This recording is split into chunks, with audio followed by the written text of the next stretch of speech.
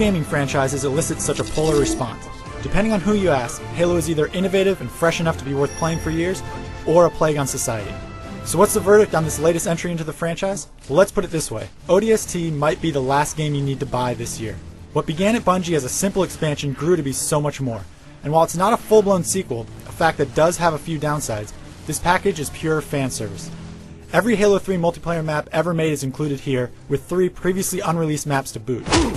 A brand new cooperative mode called Firefight is introduced. Topping things off is a 6-hour campaign starring the Orbital Drop Shock Trooper. This is most definitely the complete package. ODST tosses out the traditional Halo formula of a massive adventure that follows Master Chief as he gallivants around the galaxy saving the day. Instead, it puts you in the shoes of a weaker type of soldier and focuses the storytelling to great effect. The tale begins during the events of Halo 2, with a squad of Orbital Drop Shock Troopers preparing to drop into battle over New Mombasa. While burning in, a Covenant cruiser enters Slipstream, and the result is total chaos.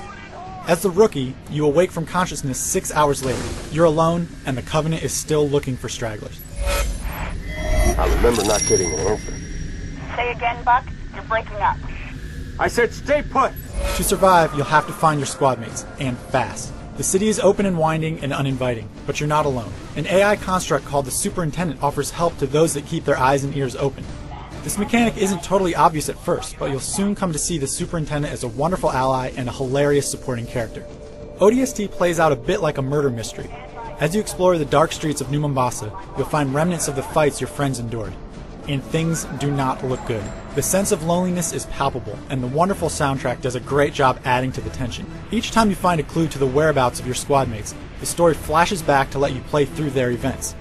While the night sections feature punctuated loneliness, the daytime is all about action. Massive battles with the Covenant play out, exciting set pieces are introduced and then destroyed. The contrast between day and night is striking. This jarring difference between the two sections of the campaign is helped out a great deal by ODST's art style. Though the game is built on the same engine as Halo 3, the art team flexed its muscles and managed to create the best looking Halo game to date. It's atmospheric, the horizons look fantastic, and the entire setting feels much more human than the bright purples and grays that have dominated Halo's color palette for so long. No live reinforcement. Cover me, reloading! As an ODST, the fight will come at you a bit differently than Halo fans will be used to. Health packs are a necessity, the weapon set has changed just a tad, fall damage is a reality, you've got some fancy new goggles that allow you to see night in a whole new way, and don't be surprised if you can't take quite as many bullets without biting the big one.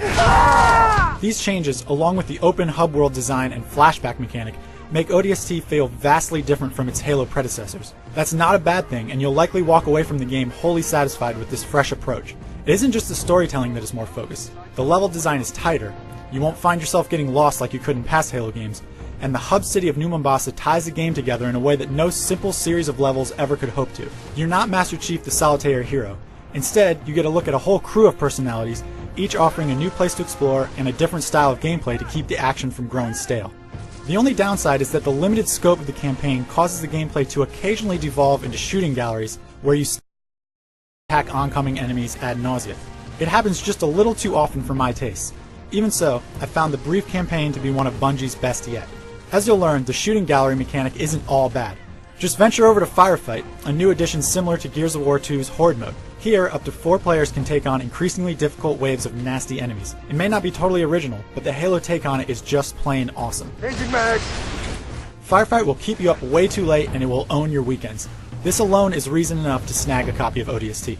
If you need something a bit more competitive, there's always Disc 2.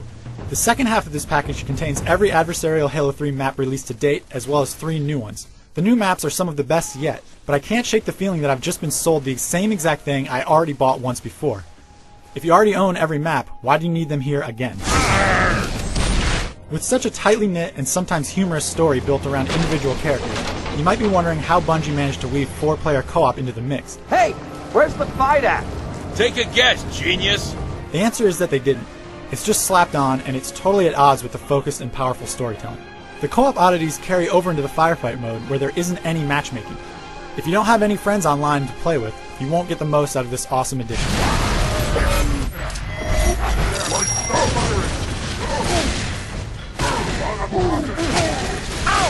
Halo 3 ODST's biggest problem might be one of identity. It's not a full sequel, but it carries the price tag of one. Many simply view it as an overpriced expansion. The truth is that there's enough here to satisfy any Halo fan. There's a short but thrilling 6-hour campaign. Firefight is the new definition of awesome, and as the hundreds of thousands of people still playing Halo 3 can attest to, that second disc full of maps offers quite a lot of gameplay. A bit more could have been done to bring the co-op matchmaking up to speed, but that doesn't stop ODST from being a must-have for any Halo fan. For the full written review, head to IGN.com.